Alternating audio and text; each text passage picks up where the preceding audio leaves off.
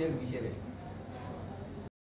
ఈ ఇన్కమ్ మనం రెప్లికేట్ అంటే మల్టిప్లై చేసే విధంగా ఉండాలి. అది ఏ విధంగా సాధ్యం అవుతుంది అంటే మనం ఇందాక అనుకున్న ఎకనామిక్ ఇండికేటర్స్ మనకి ఏవైతే గవర్నమెంట్ డిసైడ్ చేసిందో అంటే పాలు, మాంసము, గుడ్లు వీటి యొక్క ప్రొడక్షన్ డే టు డే మనం పెంచుకుంటూ వెళ్ళగలిగితే కనుక రైతులకి మనం డైరెక్ట్లీ కానీ ఇండైరెక్ట్గా కానీ ఆదాయం ఇచ్చే విధంగా అవకాశం ఉంటుంది.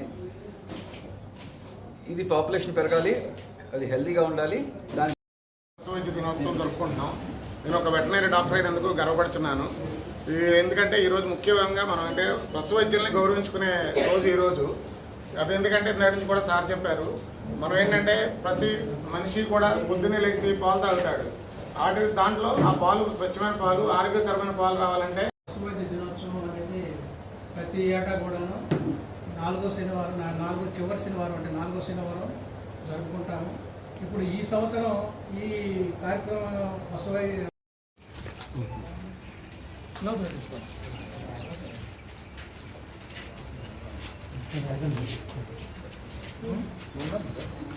ట్రీట్మెంట్ చేశారు కదా,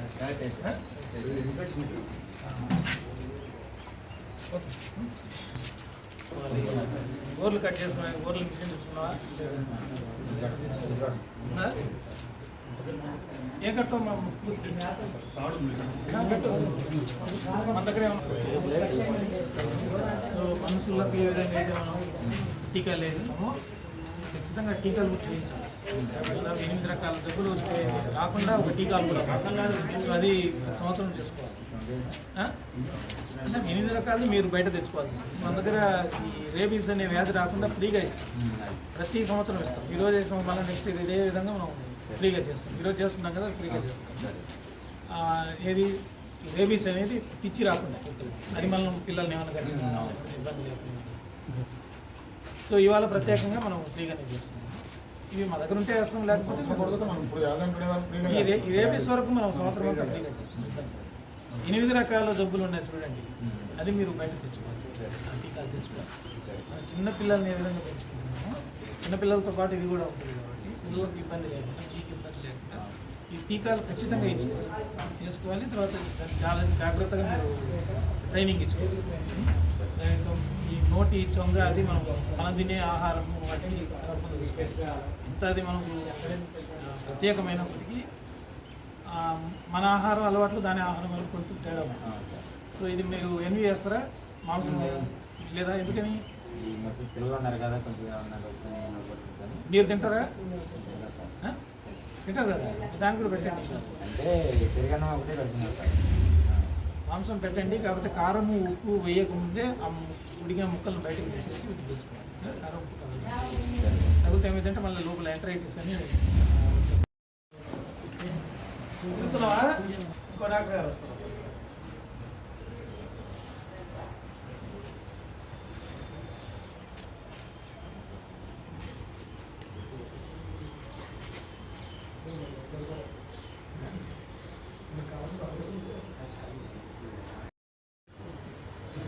ప్రపంచ పశు వైద్య సంఘం అంటే వరల్డ్ వెటనరీ అసోసియేషన్ వాళ్ళు 2000 సంవత్సరం నుండి ప్రతి ఏప్రిల్ 4వ శనివారంను ప్రపంచ పశు వైద్య దినోత్సవంగా నిర్ణయించడం జరిగింది.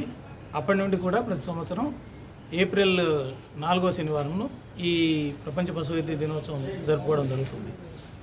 ఈ ప్రపంచ పశు వైద్య దినోత్సవం ప్రతి సంవత్సరం కూడా ఒక్కొక్క థీమ్తో ముందుకు రావడం జరిగింది.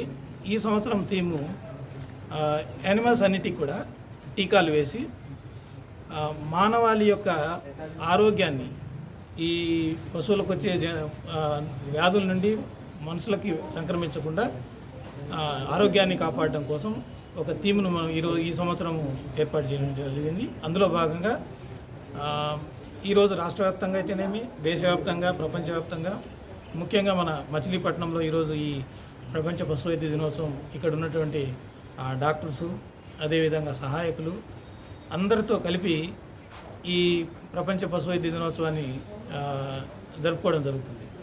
అంటే ఇవాళ ప్రత్యేకంగా కుక్కలకి లేదు పిల్లులకి, అంటే మనము పెంపుడు జంతువులకి, మనం ఇంటి దగ్గర పెంచుకునేటువంటి జంతువులన్నిటికీ కూడా రేబీస్ వ్యాధి రాకుండా అంటే పిచ్చి రాకుండా టీకాలు వేయడం, ఉచితంగా టీకాలు వేయడం జరుగుతుంది.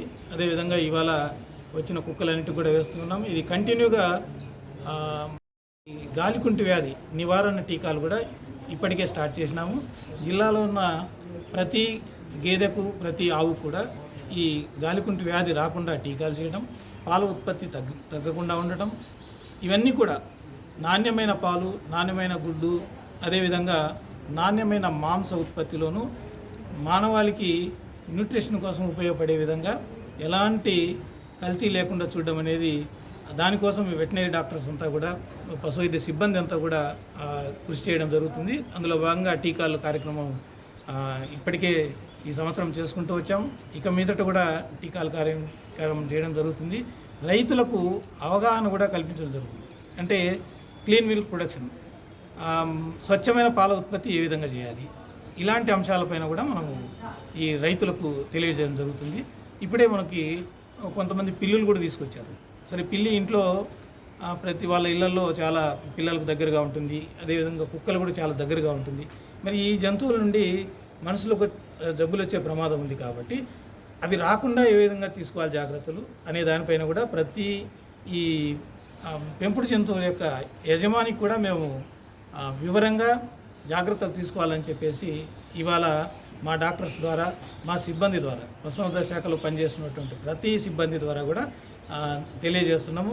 అంటే అల్టిమేట్గా మనకి మానవాళికి జంతువుల నుంచి సంక్రమించే వ్యాధులను సంక్రమించకుండా ఆపుకోవడము ఈ ప్రధాన ఉద్దేశంతో ఈ సంవత్సరం ప్రపంచ పశు వైద్య దినోత్సవం జరుపుకుంటున్నాం. ఈ సందర్భంగా అందరూ కూడా, సంస్థలైతేనేమి, పశు పెంపకదారులు అయితేనేమి, ఇతర పశు వైద్యంలో ఇన్వాల్వ్ అయినటువంటి ప్రతి ఒక్కరికి కూడా మేము ఈ ప్రపంచ పశు వైద్య దినోత్సవ శుభాకాంక్షలు తెలియజేస్తూ ఇది సక్సెస్ఫుల్గా చేస్తామని తెలియజేస్తున్నాం.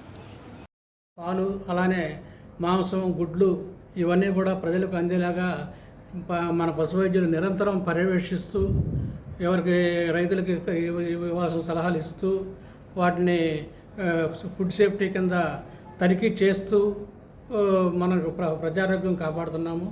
దీనికి పశు వైద్యుల సేవలు శ్లాఘనీయమైనవి.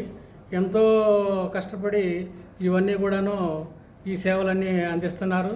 అలానే మనకి ఈ ఈ కార్యక్రమం కింద పశు వైద్య సలహాలతో పాడి పరిశ్రమ కానివ్వండి, అలానే కోళ్ళ పరిశ్రమ కానివ్వండి, అలానే మాంసోత్పత్తి కానివ్వండి, బాగా ఎక్కువ స్థాయిలో జరిగేలాగా రైతులతో మాట్లాడి సలహాలు ఇచ్చి సూచనలు ఇస్తున్నారు. పశు వైద్యులు మనకి రైతులకి ఎంతో సేవలు అందిస్తున్నారు కాబట్టి ఇప్పుడు పశు వైద్యుల సలహాలు పాటిస్తున్న రైతులందరికీ కూడాను వాళ్ళకి ఉత్పాదక శక్తి పెరిగి పాలు కానివ్వండి, గుడ్లు కానివ్వండి, మాంసం కానివ్వండి, ఉత్పాదక శక్తి పెరిగి రైతులకి ఆదాయం మెరుగవుతుంది. ఖచ్చితంగా పశు వైద్యుడు రైతు ఆదాయం పెంచడానికి ఎనలేని కృషి చేస్తున్నాడని చెప్పచ్చు. ఈ ఈ విషయాలన్నింటినీ కూడాను మనం ఒకటి ఏంటంటే, ప్రాణాంతకమైన జబ్బుల నుంచి పబ్లిక్ అంటే పశువులకి ఏం జబ్బులు రాకుండా టీకాల కార్యక్రమం ద్వారా నివారణ చేసి, ఏదైనా వస్తే చిన్న వేరే విధమైన జబ్బులు వచ్చినా కూడాను వాటిని తక్షణమే ట్రీట్మెంట్ చేసి వాటికి పశువులు ఆ వ్యాధి బారి నుండి రక్షించి చాలా కాపాడుతున్నాడు. కాబట్టి ఖచ్చితంగా ఈ సంవత్సరం కాదు, ప్రతి సంవత్సరం పశు వైద్యుల్ని ఖచ్చితంగా ఈ రోజున వాళ్ళకి గౌరవప్రదమైన ఇది చేయాల్సిందేను. ఇప్పుడు ఈ పశు వైద్యం అనేది ఫస్ట్ చాలా బీసీ కాలం నాటి నుంచే స్టార్ట్ అయింది. ఇది చాలా ఒక వ్యక్తి లెగోనిడానా అనే వ్యక్తి, ఇది మెసొపొటేమియా ప్రాంతంలో ఉండే ఆయన ఫస్ట్ పశు వైద్యం స్టార్ట్ చేశాడు. ఆయన పశు వైద్య పితామహుడు. ఆయన గుండా మిగతా స్లోగా మనకి పశు వైద్యం డెవలప్ అయ్యి ఇప్పుడు ఆన్లైన్ వరకు వచ్చింది. ఎన్నో విప్లవాత్మకమైన మార్పులు తీసుకొచ్చారు పశు వైద్యంలో కూడాను. ఇంత ముందులో కాకుండా విప్లవాత్మక మార్పులు తీసుకొచ్చారు. ఈ విధమైన కృషికి డిపార్ట్మెంట్ కూడాను చేస్తూ ఉన్నారు. పశు వైద్యులు కూడాను తీవ్రంగా నిరంతరంగా పశు వైద్య సేవలు అందిస్తూ రైతులకు ఎంతో ఆదాయం సమకూరుస్తున్నారని చెప్పేసి ఈ సందర్భంగా